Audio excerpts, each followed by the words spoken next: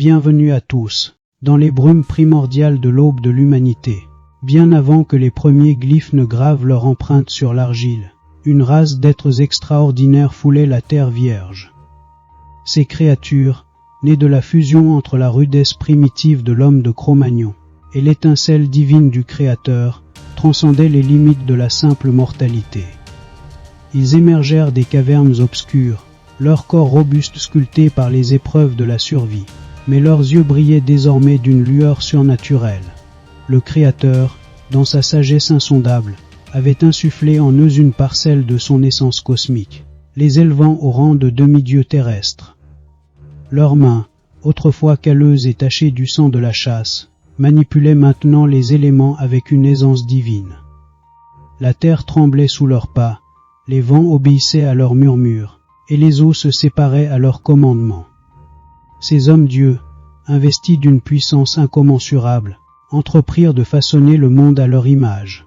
Ils érigèrent des monuments colossaux, défiant les lois de la physique et de la raison humaine.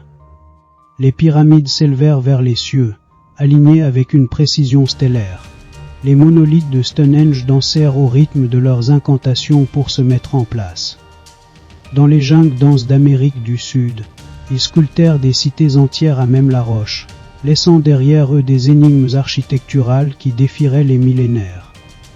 Les statues de l'île de Pâques, sentinelles silencieuses, furent leurs gardiens stoïques face à l'immensité de l'océan. Mais comme toute chose en ce monde, le règne des hommes-dieux était destiné à s'achever.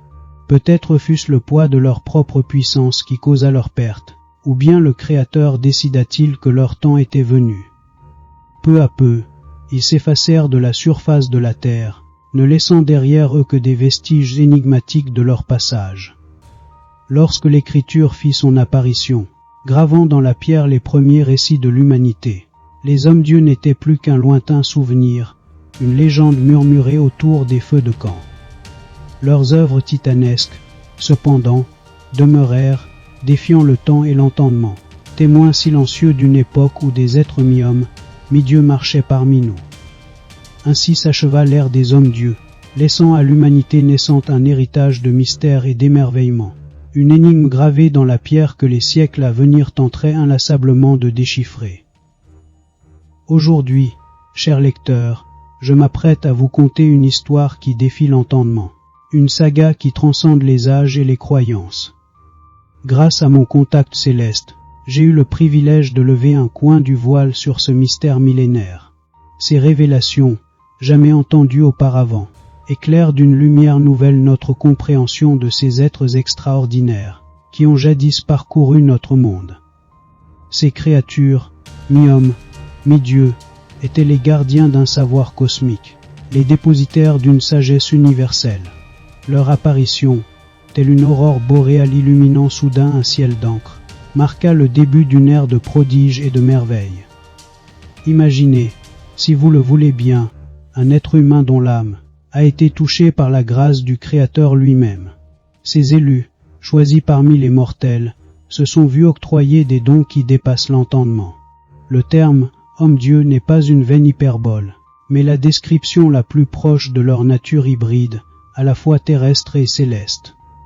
Ces êtres sublimes possédaient la capacité prodigieuse de plier la réalité à leur volonté. D'un simple effleurement de pensée, ils pouvaient remodeler la matière, comme un potier façonne l'argile. Leur esprit, tel un chef d'orchestre cosmique, dirigeait la symphonie de l'univers tangible. Libérés des contraintes de la gravité, ces hommes-dieux s'élevaient dans les airs avec une grâce éthérée. Leur lévitation n'était pas un simple tour de passe-passe, mais une manifestation de leur maîtrise totale sur les lois de la nature.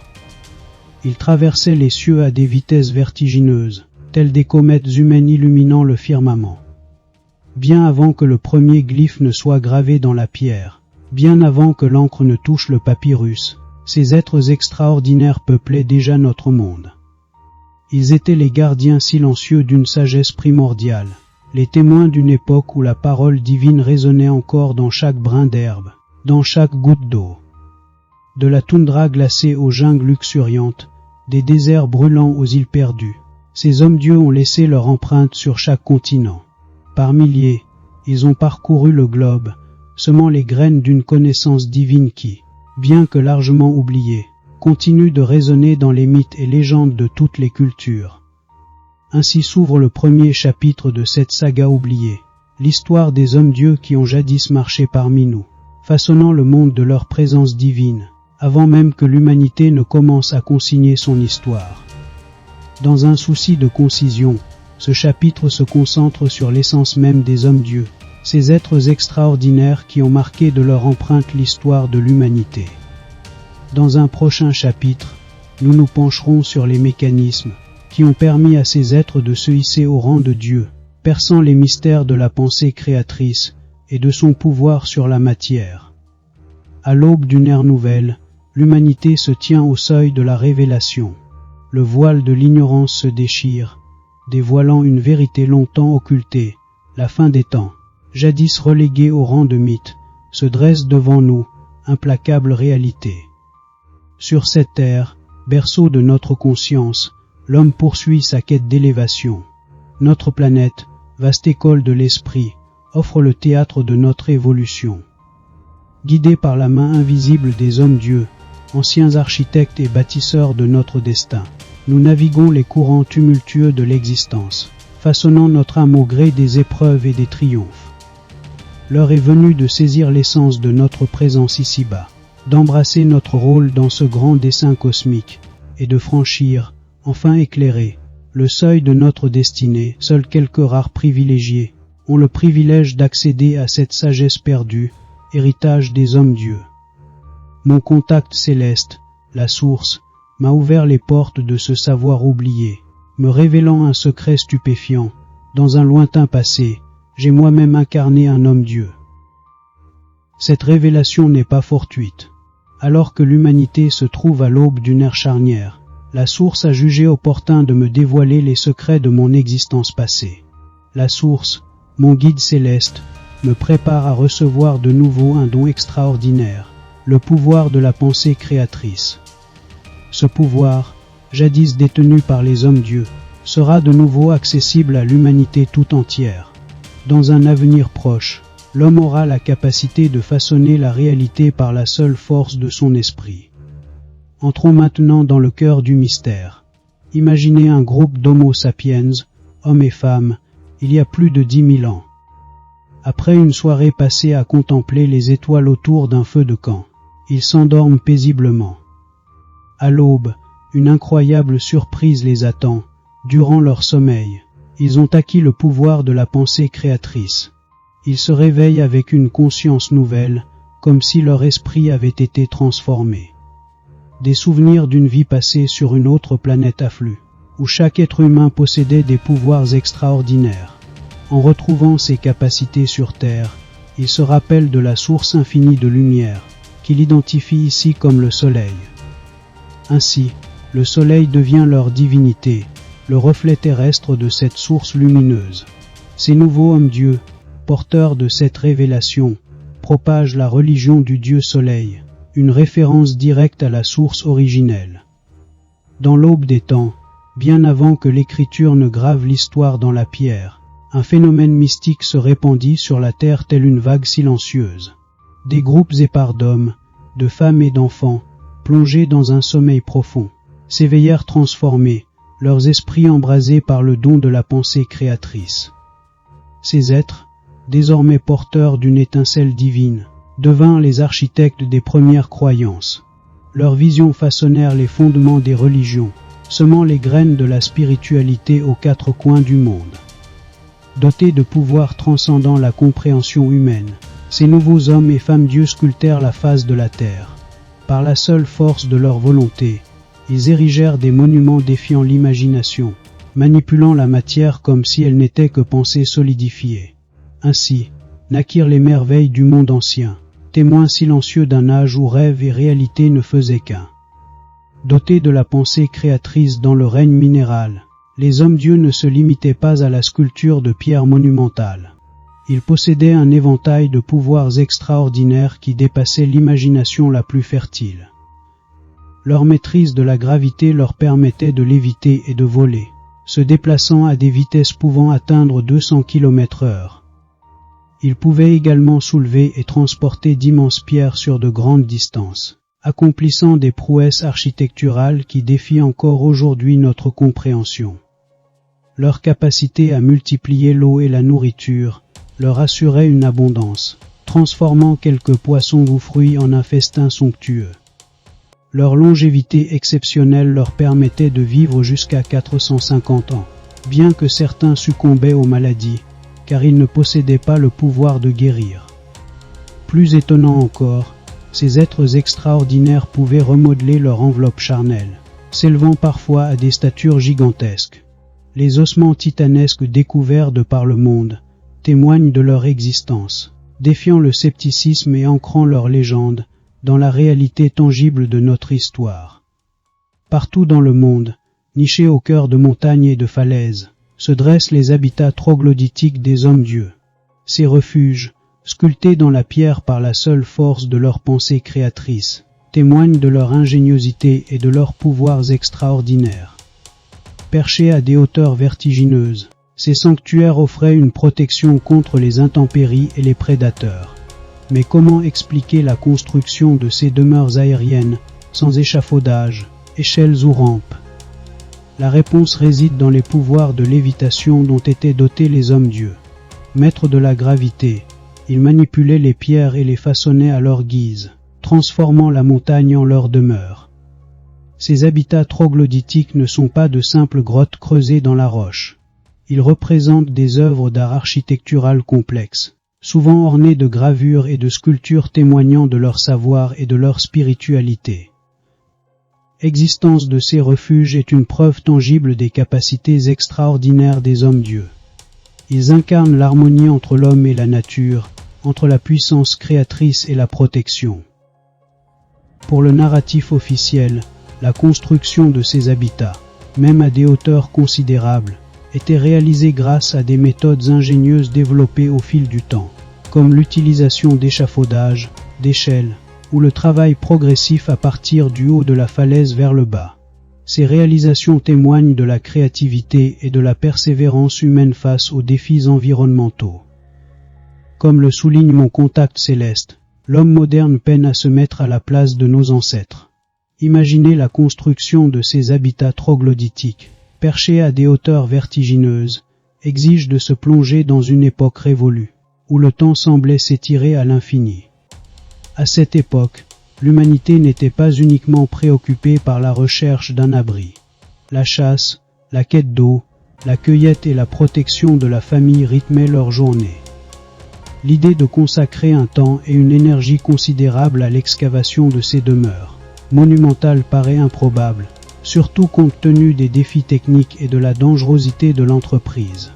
Il est tentant de se réfugier dans l'explication simpliste d'un travail acharné et d'une force physique surhumaine. Cependant, Mon Contact me souffle que la réalité est bien plus complexe. Les bâtisseurs de ces habitats étaient des êtres hors du temps, dotés de capacités qui dépassent notre entendement moderne.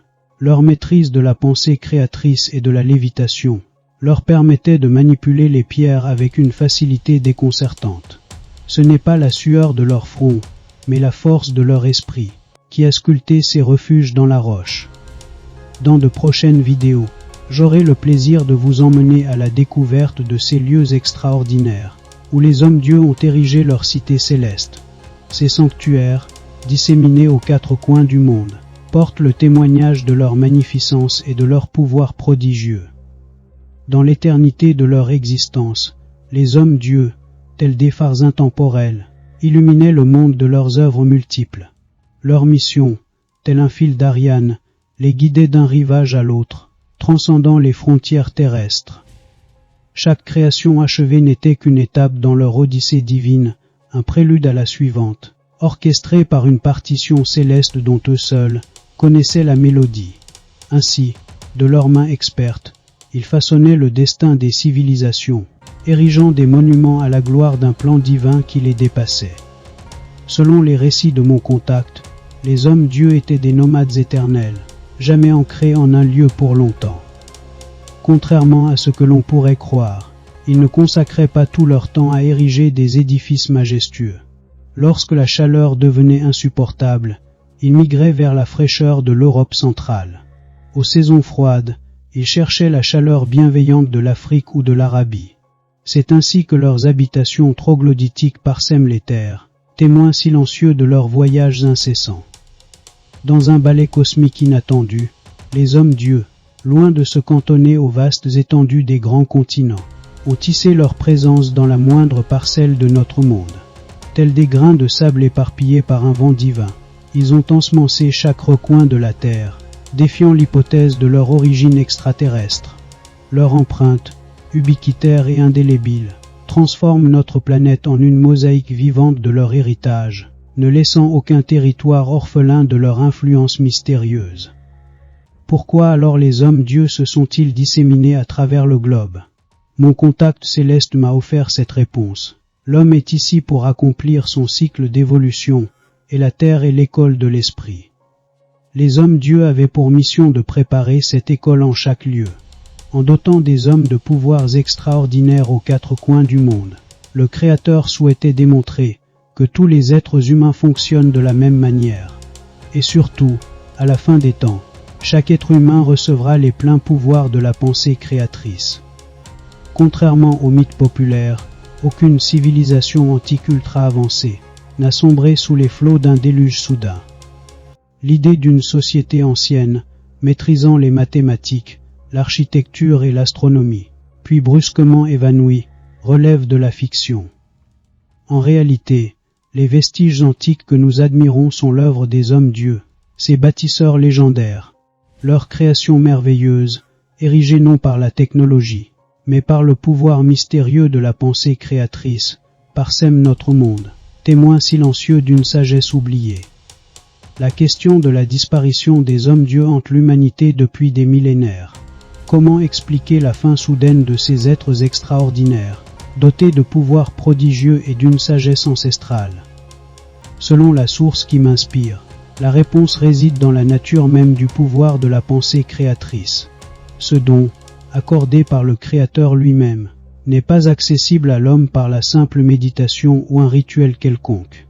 Il s'agit d'une force divine, transmise à des individus spécifiques, à des moments précis de l'histoire. L'apparition de ces hommes-dieux avant la maîtrise de l'écriture n'est pas fortuite.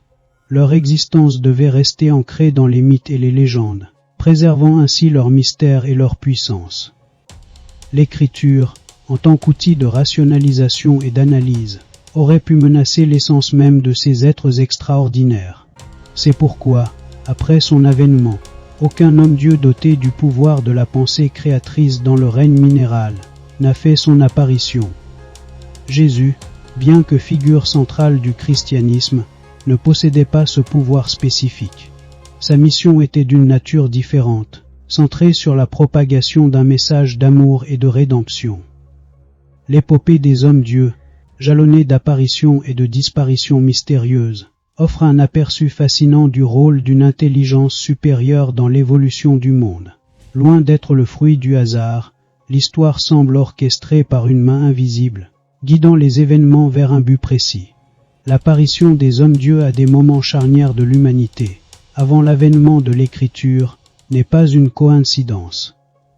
Leur mission, transmettre la connaissance et poser les fondations des civilisations, s'inscrit dans un plan divin plus vaste.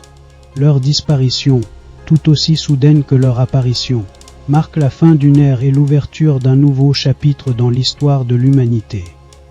L'intelligence supérieure qui orchestre ce ballet cosmique n'agit pas par intervention directe, mais par des influences subtiles, insufflant des pouvoirs extraordinaires à des individus choisis.